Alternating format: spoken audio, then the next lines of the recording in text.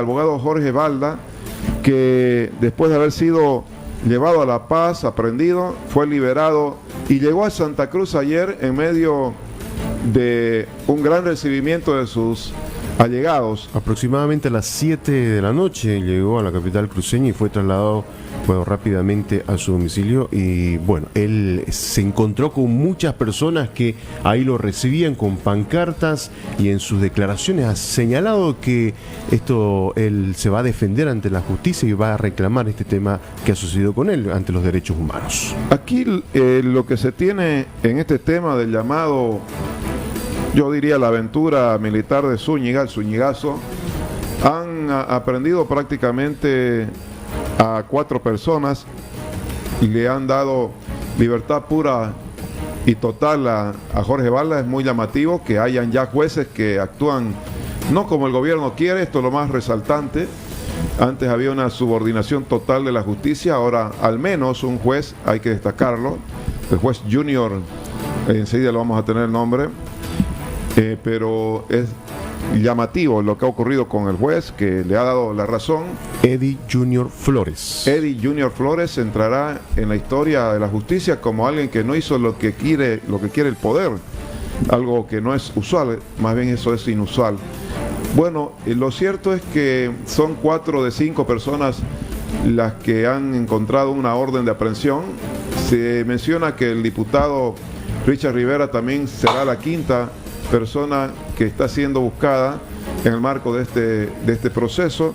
Y Jorge Balda se encuentra ya con nosotros en contacto en este momento. Le agradezco a Jorge este contacto. Jorge, buen día, gracias. Bueno, lo veo con un rostro distinto al del viernes pasado. Fueron horas muy difíciles. Jorge, coméntenos, no tenía usted ni citación, entiendo, y estaba a esta hora levantándose y de pronto lo aprendieron. Toda esa experiencia, si nos puede detallar, una amarga experiencia, pero usted ya está aquí con otro semblante por lo que veo, y eso lo ve bien. ¿Cómo le va? Buen día, perdón, Jorge, ¿qué tal? Buen día, querido Tufi, amigo mío, es un gusto verte desde mi casa. Sí. Para mí es un milagro. Para mí, definitivamente, más allá de las razones jurídicas, te puedo asegurar que ha sido la sumatoria de toda esa energía, de toda esa empatía que la ciudadanía ha sentido, porque por un documental me han llevado a la casa, por un documental. Pero cuando el juez ha visto la prueba, que supuestamente era un chat telefónico, ha dispuesto mi libertad. Las circunstancias de mi aprehensión, saliendo de casa con mi hija y con mi esposa, con la doctora Carmen, que se ha portado maravillosamente heroica, era una imagen que venía de momento en momento a mi mente, pero trataba de no pegarme a ese sentimiento de frustración, de indignación que he sentido inmediatamente al momento de ser aprendido. Era muy justo lo que se estaba dando cuando les pregunté a los policías, ¿tienen mandamiento de aprehensión? La respuesta fue, póngale las manillas, para que uno siga hablando, básicamente. No tenía mandamiento, Jorge. No tenía mandamiento de aprehensión. Ajá, no le mostraron.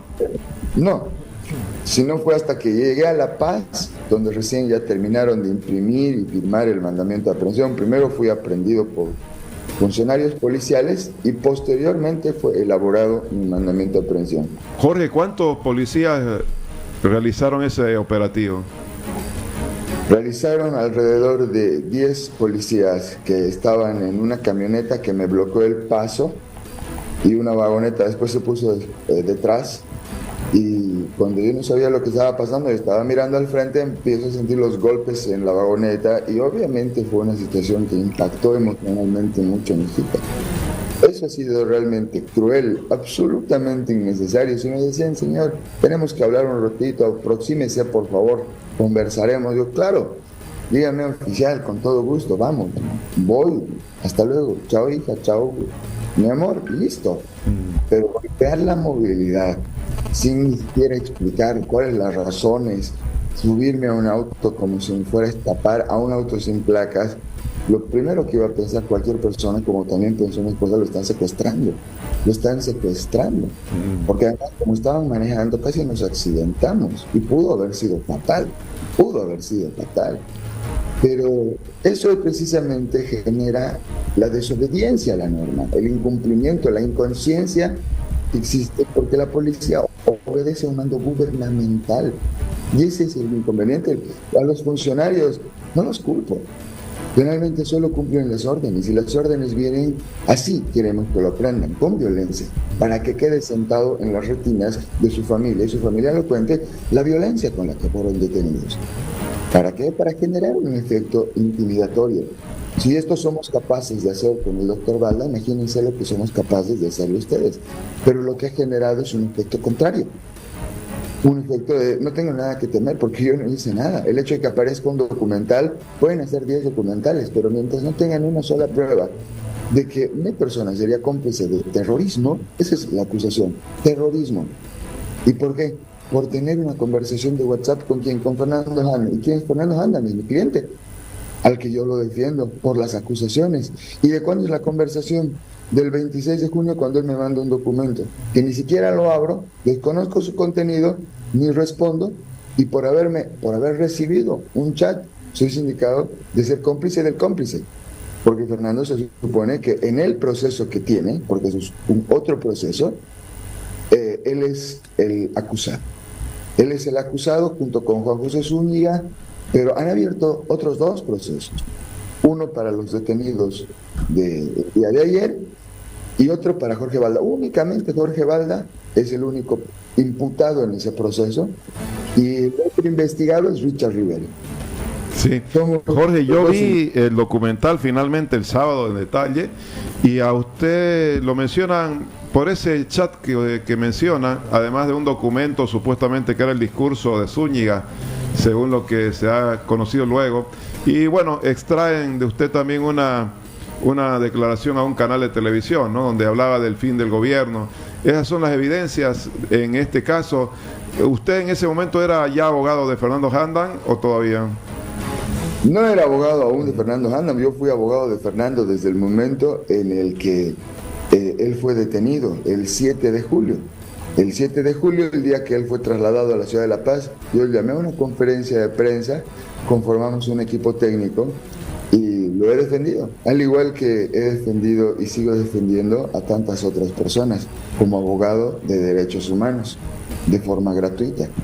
Esa es mi relación con Fernando, lo conozco desde hace 5 años, era presidente de la Comisión Iberoamericana de Derechos Humanos y yo miembro de la Asamblea Permanente de Derechos Humanos. ¿Cómo no cooperarnos entre nosotros? Pero la relación jamás y de ninguna manera podría haber sido de conspirar contra un gobierno. Imagínense un ingeniero y un abogado conspirando contra todo un aparato gubernamental. Suena absurdamente ridículo.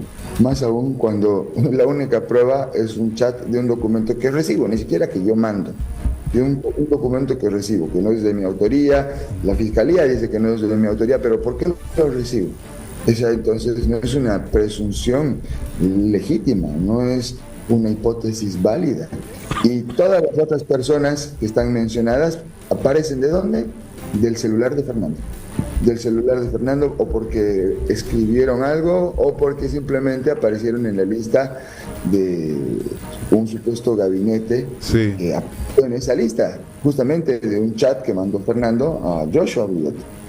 Pero Joshua tampoco lo respondió, pero ahí estamos. Aparecemos de una forma en la que la prueba que se sustenta este proceso pertenece al proceso del caso 1, del caso principal.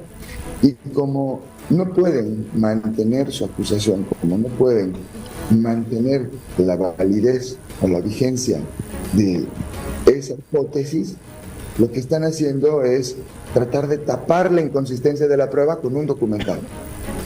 Sí. Es el objetivo del documental, tratar de que genere un impacto mediático y con ese impacto mediático se crea que todo lo que están realizando es verídico, es auténtico, cuando en realidad no lo es. Jorge, usted ha dicho ha sido un milagro porque no es habitual que los jueces fallen en contra del gobierno y se ha tenido un juez que en todo caso no le ha dado la razón al gobierno esta vez, eso hay que destacarlo.